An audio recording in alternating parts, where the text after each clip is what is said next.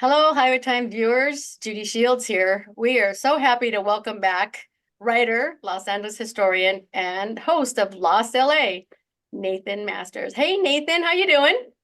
Hey, Judy. Great. Thanks for having me back. You look great. You don't age a second, do you? Thanks. I appreciate it. Something might be lost with the computer camera here.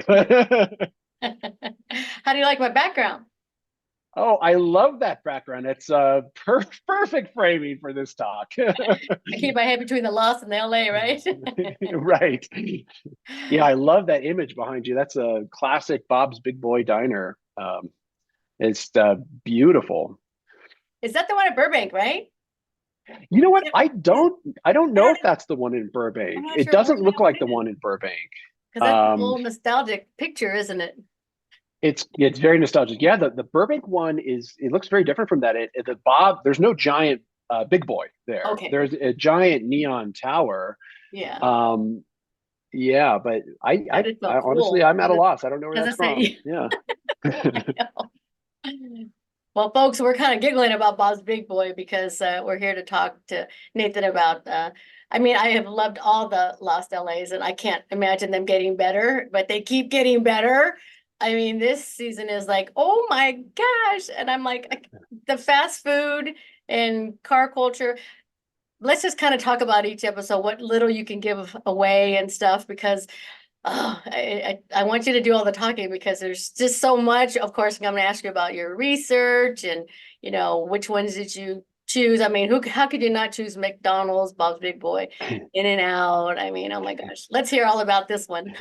Yeah. So this is our season premiere. I think it's premiering January 2nd on PBS SoCal, and then the next day on KCET. And yeah, this is great. We're looking at the origins of fast food, which is this global phenomenon now, but it started as a local craze in Southern California in the 1950s. This is something that people don't realize. We take this for granted. We take fast food for granted. We take the drive-through for granted. We take the Big Mac for granted. But it all started here in Southern California. So you're right. There was a lot we had to fit into that episode because, boy, people would cry foul if we did an episode about fast food and didn't talk about In-N-Out, for instance, or we didn't visit the iconic Golden Arches in Downey. There was so much. I just had a great time making this episode. Yeah, it's like, how do you choose which restaurants and then what kind of research, did you have to do for these that you chose? Yeah, so the research process was really interesting with this one. This started as an episode. The initial germ of the idea was programmatic architecture, which is not really what the episode's about now, but about architecture. This is a term within architecture criticism that refers to structures that are designed that were kind of wacky. They were designed to catch the eyes of passing motorists, right? And LA was really known for this in the 1920s. It evolved into the Googie style, like the style that you see actually in that background behind you. So that's associated with Bob's Big Boy. That's associated with the original Golden Arches of McDonald's. The research process it was actually probably one of the more difficult episodes because fast food is something that has been marginalized in the traditional academic archives that we rely on for the show. So thankfully, we found that there are people who are really passionate about this, and so we found private collectors, like Jim Hyman, who's written a book called California Crazy. We found experts like Chris Nichols of Los Angeles Magazine, who not only knows a lot and has written a lot about this style of architecture and about food and the collision between food and car culture, but also he helped save the oldest surviving McDonald's in the world back in the 1990s. And that happens to be in Downey. I Yeah. had never actually, I'll admit, I'd never been to this location before we shot the show. I was spellbound by this McDonald's, and I don't often say that about fast food joints. Yes. It's well worth anybody in the area needs to go visit it. And I know you brought up that there's no tables and chairs. I'm thinking, I kind of remember we had one in Pomona. Pomona, California started in 1954. Not that I was born then, but I remember going there as a kid. It was on a Mission Boulevard, and now it's like a donut shop, and they got rid of the arches, and it's like, oh. So I said I had to go to Yeah. Downey, and no tables, no chairs. Yeah, the original concept was they wanted to maximize efficiency. They wanted you to use the name of another chain, In and Out. They wanted you to walk up to the window, order your burgers, get in your car, and eat them at home. The original now they of course later on did add a little Yeah. seating area to the side, but in the original area, nope, just a walk up window. You stand in line and go. I know we all have our McDonald's stories, and then to know that it went from Monrovia to San Bernardino, because that's when I kind of learned about McDonald's in San Bernardino, you know? Yeah. The McDonald brothers, the namesake of the company, they started right. They started in Monrovia, and they physically moved what was, I think, then a drive-in, like Yeah. a car hop service barbecue stand. They physically moved that to San Bernardino, and then they realized that, hey, there are some inefficiencies in this business here. We're spending, people spend a lot of time just hanging out in the parking lot. We have to pay these car hops. And so they had this radical revolutionary idea. Let's streamline everything. Let's have people just walk up to the window and order, get them out as quickly as we can. And that was really the beginning of fast food as we know it. It was pioneered by the McDonald brothers in San Bernardino. Of course, Ray Kroc from Illinois, took that and made it a global thing, but it started right here. Yeah, it's something. What was it like working with George Geary? I interviewed him. He's a Oh, hoot. That was so George is great. So much fun. Yeah, we got to shoot at just an amazing location on an amazing night. We were at the Bob's Big Boy in Burbank yes. on Friday night. Oh, that's And one of the car shows, right? that's the classic car. That's right. A lot of people will know that's the night they do a classic car show. People will Wow. drive in with all sorts of amazing cars, and George was just great. He wrote a book called Made in California, which really touches on a lot of the points we've already mentioned. Like the food industry that we know today started here, right? And that's something that it's an unappreciated history. I'm really glad we were able to get George, who's done a lot of work in talking about that story, on the show. Yes, and then we're all going to thank you for talking about In-N-Out and the lady who wrote the book. I actually did a paper about In-N-Out when I was in college because we had to pick something, and so I learned so much about that family, and I felt like she wrote a book. What was wrong with me? That's what I should have done because I learned a lot, and it was great to see that part too. Yeah, and you probably ran into this while you were researching your paper, but for the author Stacy Perman, the big challenge was that In-N-Out they're famously secretive, right? It's among of all these companies, it's the one of the few that's still family owned, privately owned. So they can be pretty secretive about everything. And Yeah. it makes it really hard for somebody like Stacey, for somebody like you writing a paper, or even for us when we're doing this show. They don't grant a lot of access, but it's such a beloved Southern California institution, and it's such an important part of the story. They pioneered the two-way drive-through radio. And it was just the Harry Snyder, the owner of In-N-Out. He was a tinkerer, and he thought, I can invent something to streamline this business even further. He did it, and it changed fast food. Isn't it? And that's what's so great about Lost LA. You learn so much, thanks to you. And, you can't oh, wait a minute, I got to rewind it. What did he say? And it's like, wow, it's really exciting. But I don't want to talk too much more about food because it's going to make me hungry. I haven't had lunch. So let's go to lunchtime. It's lunchtime.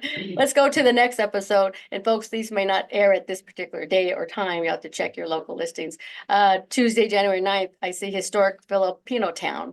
That was very interesting as well. And knowing about the Duncan yo-yo, let's talk a little bit about that. Yeah. We thought that would be an interesting hook to start the episode with. The yo-yos, similar to fast food, right? Yes. The yo-yo, which is this ubiquitous children's toy. Every kid in America has played with a yo-yo, right?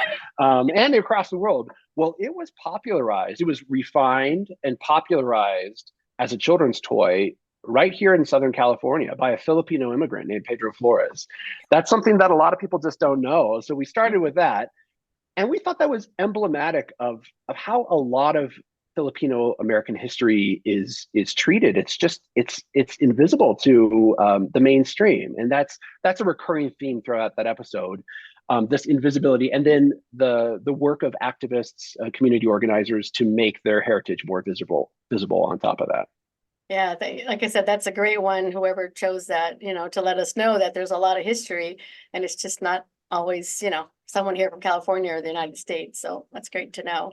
January 16th, this was really exciting. The hiking trailblazers. I mean, who of us hasn't hiked at least once, you know? Thank you for bringing this one to us. Well, thanks. Yeah, and we have our own style of hiking, right? An urban style of hiking in LA, where if you go to Runyon Canyon, I guess that's Yeah. the quintessential place to see this. You know, it's as I say in my VO for this episode, it's more Jane Fonda than John Muir, right? It's people in Lululemon rather than REI, and it's like a way to stay fit. It's a way to not just like to commune with nature, which is what somebody like John Muir advocated hiking for, but it's a physical fitness activity, and that's something that goes back 100 years. Again, another one of these sort of untold stories about a health guru named Paul Bragg, who really he led giant groups of people up into Griffith Park, into the San Gabriel Mountains. And people have been hiking for a long time before that, but he was the one who really popularized hiking as a physical fitness activity. Yeah, and that was like just seeing his story, and who knew? I mean, the research, when you find this stuff out, what does it do to you? I mean, what is your reaction? I mean, I'm just always surprised at how much more there is to really discover, you know, and how fascinating it is. I mean, I could easily spend just days going down these rabbit holes, right? Like I did with this man, Paul Bragg. It just Yeah. his he wasn't just this health guru. He was also like he opened the first health food store in Los Angeles. There's just endless dimensions to these stories. Yeah, and then I think there was another organization. Was it Walk Good or something? What was the other one? Yeah, so Walk Good is doing some of the same work that Paul Bragg did in leading people into the mountains, but they focus on bringing people of color into the outdoors. Yes. And this was a man named Etienne Maurice actually founded Walk Good during the COVID lockdowns in the aftermath of the George Floyd murder as a way to heal the Black Angelino community. And Yeah. it was just fascinating to join that group. I did a big group yoga session, then we hiked up into the Yeah. Baldwin Hills and hear his story. Yeah, like the aerial views were really cool. Yeah, we got some great drone shots in that episode, right? Yes, you did. It was a little too hazy, but Yeah, it otherwise was hazy. perfect. Yeah. Yeah. It's like, oh, well, people are going to say, is that smog? Oh, that's haze. It's just a regular day in LA. Yeah. Yeah.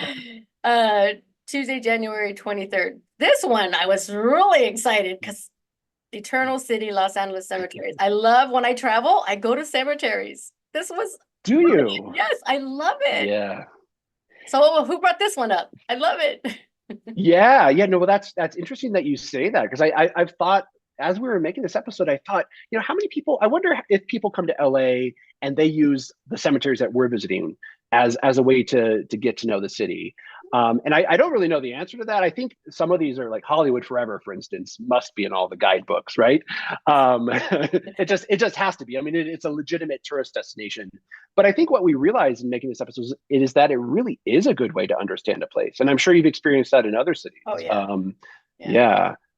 You know, because you look at the, like, when did this person, you could barely see it. They were born in the 1920 somethings or the 1800s, and you keep going back and, oh, this was somebody's dad or mom. And it's fascinating, you know, and then you can do research if you wanted to. Yeah, we were lucky enough to work with a UCLA historian, Eric Avila, one of the leading historians of post-war Los Angeles, Wow. and he brought this idea to the episode of cemeteries as archives, right? Because we usually explore history through archives. Here Yeah. we were using the cemeteries as archives. They really do contain each headstone as a record, right? But also just the design of the cemeteries, how they're laid out, the design restrictions imposed upon the people who purchase there. Those are ideas that are archived in these cemeteries too. It was a real honor to work with Eric through the entire episode. We saw some we saw some really interesting things. And I was fascinated. I did not know this, that I believe it's Forest Lawn. They also have weddings there. Yes, right. They've had thousands and thousands of weddings over the years. I think it used to be a little bit more popular. Forest Lawn was in the, say 1940s and 50s. It was a leading LA institution. It was something that put LA sort of at the cutting edge of cultural innovation. And really, LA did change how cemeteries were designed and laid out forever through Forest Lawn. But back then, it was quite common. In fact, Ronald Reagan, his first marriage, he got married at Forest Lawn. So yeah, we were able to meet a couple who got married just a couple years ago and ask them, Yeah. what made you decide to get married at a cemetery? And it was a really interesting answer. Yeah, it's really worth watching, folks. Tuesday, January 30th is tuberculosis, the forgotten plague. That was very interesting history right there. Wow. Yeah.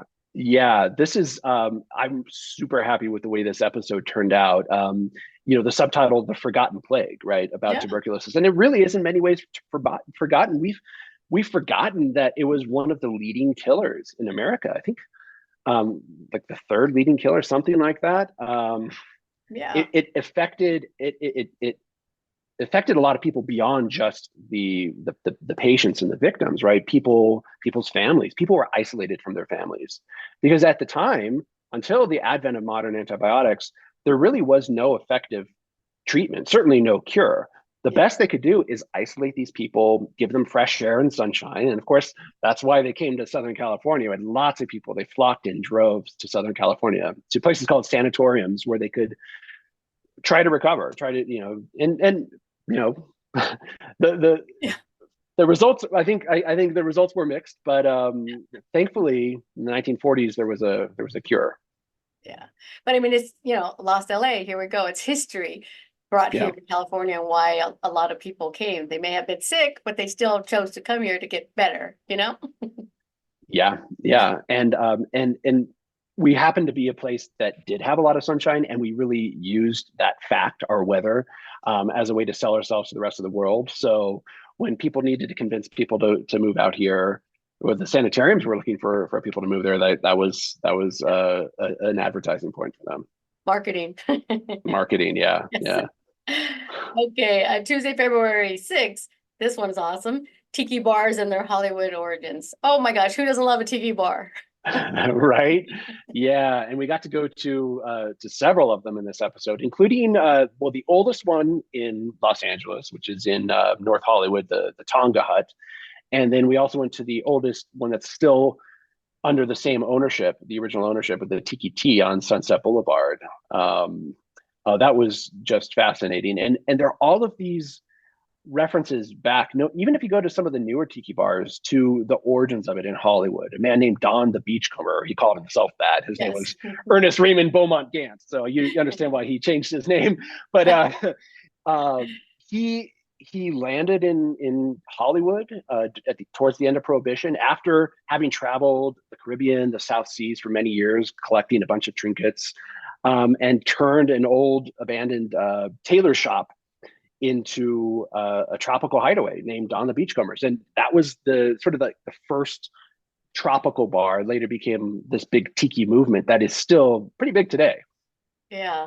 Can you touch a little bit on how Disneyland had something to do with that? Or how, Yeah.